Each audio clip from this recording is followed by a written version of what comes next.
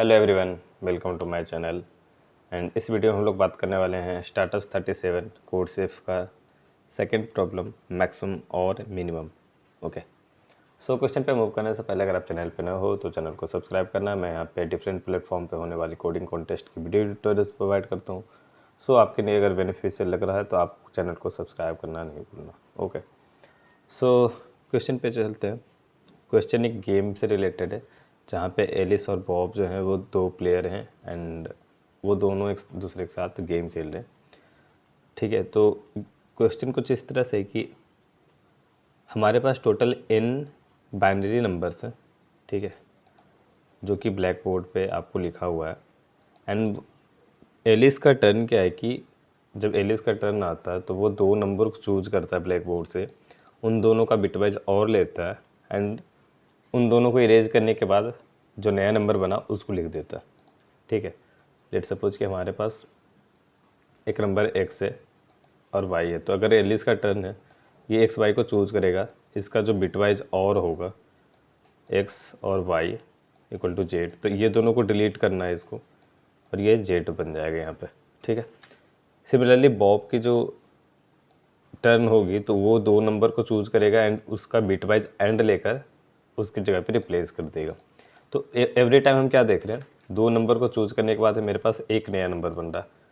सो एक नंबर का डिक्रीमेंट होता जा रहा है हर एक स्टेप में। सो n-1 स्टेप के बाद आपके पास एग्जैक्टली 1 नंबर बचेंगे। अब दोनों की अपनी अपनी कुछ जो वो हो सकते हैं डिज़ायर है। एलिस का डिज़ायर ये है कि जो लास्ट में जो नंबर बचेगा वो मैक्सिमाइज होना चाहिए, सबसे बड़ा नंबर उसको चाहिए जितना बड़ा पॉसिबल हो सकता है। बट बॉब का जस्ट उल्टा है, वो चाहता है कि जो नंबर बनने वाला है लास्ट की वो कम से कम हो, ज़्यादा से ज़्यादा उसको कम करना, उसको जितना मिनिमाइज हो सकता है वो करना है। ओके, सो अल्टीमेटली दोनों अपने तरफ से पूरी कोशिश करेंगे गेम को अपने ढंग से खेलने के लिए। बॉब चाहेगा कि मैक्सिमम नंबर है फाइंड आउट लास्ट में हो and minimum number find out करना है, वो बॉब की कोशिश होगी।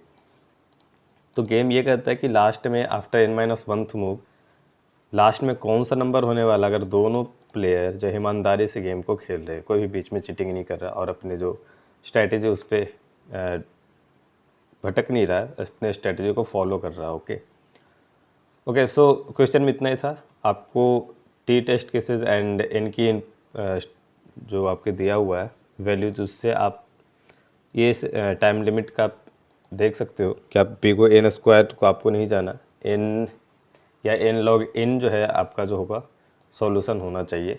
ओके, एंड यहाँ पे क्या है, जो आपका ए आई है वो बेसिकली 0 और 1 ही होने वाला, मीन्स बाइनरी के फॉर्म में होने वाला। तो या तो ये 0 है या तो ये 1 है।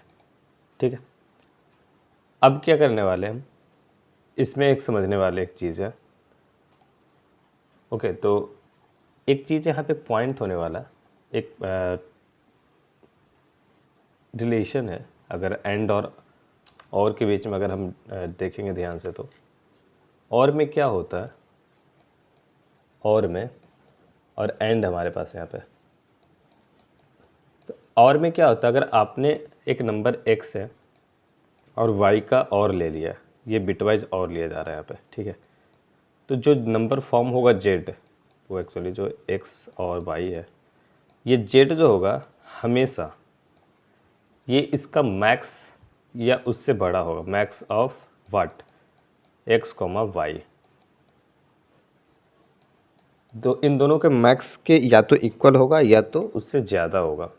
ऐसा क्यों, इसका एक मैथमेटिकल रीज़न मैं आपको बताता हूँ। मैं अभी यहाँ पे पार्टिकुलर 0-1 जो सिर्फ दिया हुआ उस पर नहीं, एक बाइनरी नंबर मैं देता हूँ।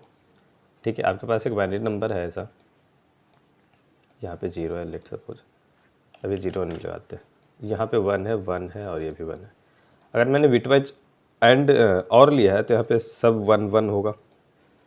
अगर यहाँ पे एक मैं 0 अब लगा दूँ और यहाँ पे 1 लगा दूँ तब ये 1 हो जाएगा, या इसको ऐसे करके यहाँ पे 1 लगाऊँ, अब ये 0 है। तो जो आंसर है वो इन दोनों के मैक्सिमम से बड़ा है। बेसिकली और में क्या होता है, एवरी प्लेस पे या तो बिट चेंज होकर इंक्रीमेंट होने वाला है, मीन्स अगर 0 और 1 है तो 1 हो जाएगा, नहीं तो अगर दोनों केस में ये 0 है तो जो बिट सेम है, जो बिट है वही आएगा।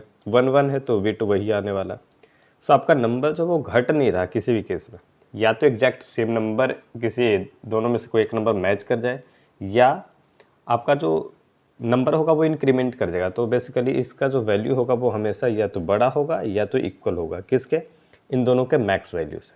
ओके, सिमिलरली एंड में क्या कंडीशन है, एंड में इसी तरह का अगर हम देखें, नंबर को लेते हैं, ये हमारा है, और अगर इसी नंबर में आप ध्यान से देखें, यहाँ पे घटेगा, दोनों बीट के बाद जो है वो वैल्यू घट सकती है या तो सेम होगी।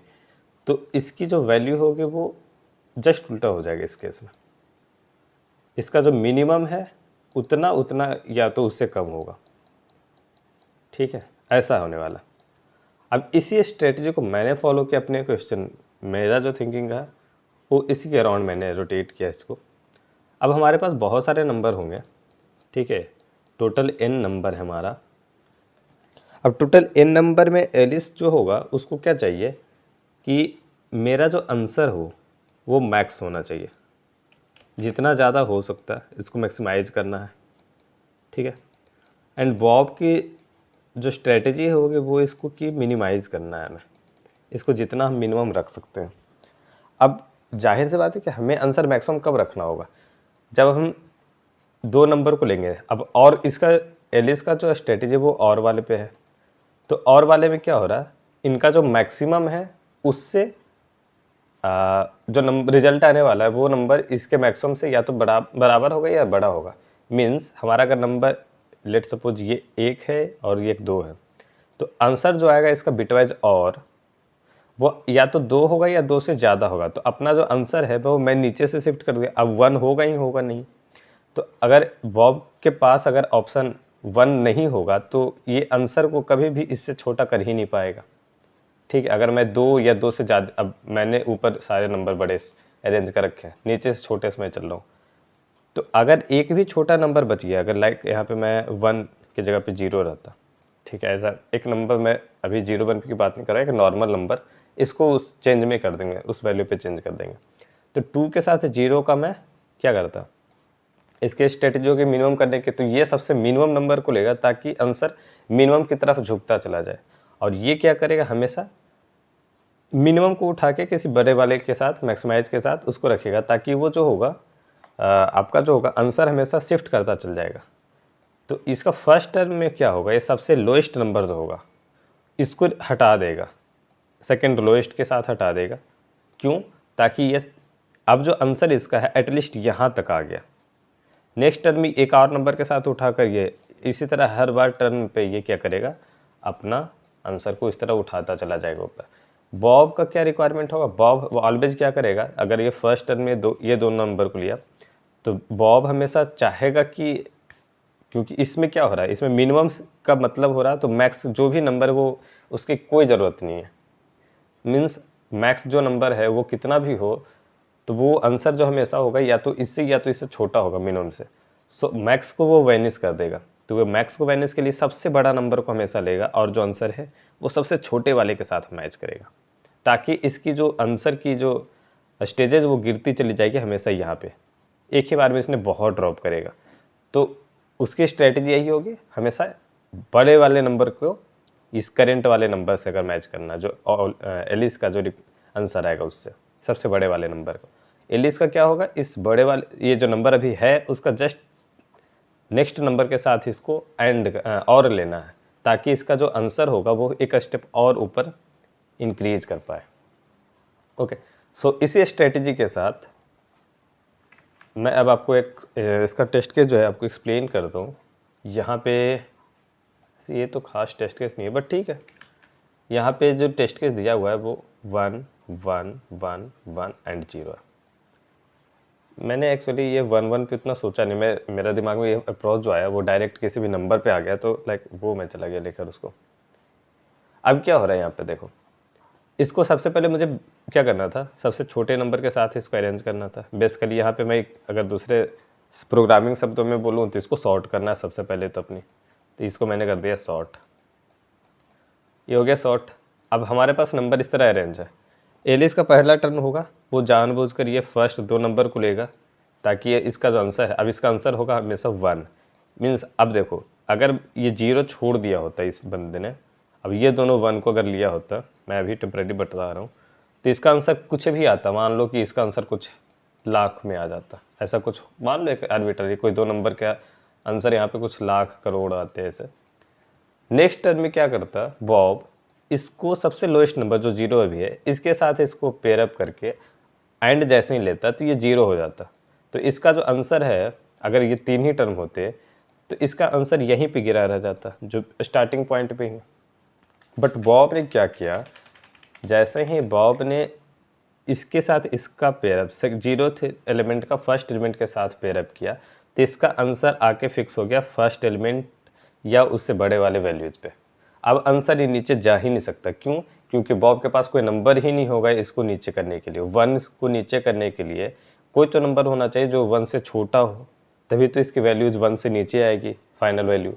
ऐसे पॉसिबिलिटीज़ बनी, बट इसने इस चीज़ को करके बॉब की इस वैल्यू को 1 पे पहुंचा दिया। अब ये बॉब 1 से नीचे नहीं आ सकता। अब बॉब 1 से नीचे नहीं आएगा, बट ये चाहेगा कि जितना मैं नीचे जा सकता हूँ, तो हमेशा सबसे बड़ी वैल्यू के साथ फिर पेयरअप करेगा।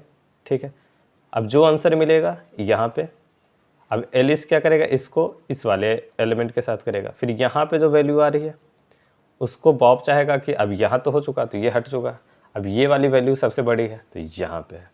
तो आप इससे क्या कर सकते हो, अपनी स्ट्रेटेजी जो है वो आप ऐसे फाइंड आउट कर सकते हो। Alice from I equal to 0 तो मैंने बेस रखा दिया, 1 पे पेयरअप होगा, तो 1 होगा तो 0 के साथ पेयरअप हुआ, तो 1 चूज करेगा। तो नेक्स्ट टर्म में बॉब जो होगा सबसे लास्ट वैल्यू, लाइक सॉर्ट करने के बाद, यहाँ पे सॉर्ट नहीं है तो इसको मैं था इरेज कर देता हूँ पहले। ठीक है, ओके, ये भी हो गया। बॉब एलिस क्या होगा, फर्स्ट ये चूज करेगा तो बॉब ये चूज कर रहा होगा, फिर एलिस ये चूज करेगा, फिर बॉब ये चूज करेगा, और अल्टरनेट इसी तरह वैल्यू जो है ये नीचे से ऊपर की ओर जाएगा और वो ऊपर से नीचे की ओर है, increasing to decreasing and decreasing to increasing, इस तरह वैल्यू चूज करते जाएंगे एंड फाइनली जो हमारा आंसर होगा वो होने वाला है। तो इसी चीज़ को मैं कोड के जरिए आपको, लॉजिक में ये वाली चीज़ें जो है मुझे लगी कि ये वाली चीज़ें इंपॉर्टेंट थी ऑब्जर्व करने की या जानने की। अगर आपको ये वाली चीज़ें समझ में आ रही है तो आपके लिए ये क्वेश्चन काफ़ी इजी हो जाएगा। ओके, कोड में ये काफ़ी स्ट्रेट फॉरवर्ड है। मैंने इनपुट यहाँ पे लिया, इनपुट लेने के बाद सॉर्ट किया, जो कि इंक्रीजिंग आउटर में सॉर्ट हो गया। एलिस एंड बॉब के लिए रख रहा हूँ, 0th एलिमेंट पे जो है वो होगा, फर्स्ट एलिमेंट से पेयर अप एलिस कर पाएगा। तो यहाँ पे फर्स्ट एलिस के लिए मैंने इंडेक्सिंग दे दी है 1 एंड बॉब की इंडेक्सिंग n-1 पे है। ओके, यहाँ पे फ्लैग मैं रख रहा हूँ, फ्लैग इसलिए रख रहा हूँ ताकि अगर फर्स्ट 0 फ्लैग इक्वल टू 0 है मीन्स एलिस की टर्न है, एंड अगर 1 है तो बॉब की टर्न है।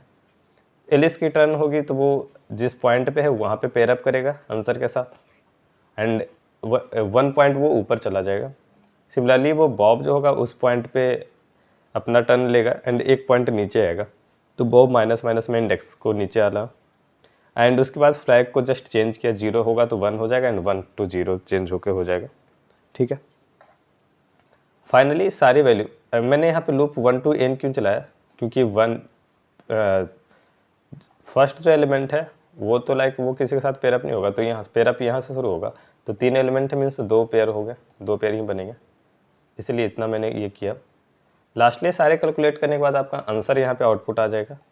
एंड क्वेश्चन में इतना ही पूछ रहा था कि हमारा जो फाइनल आंसर जिस आने वाला है वो कितना होगा।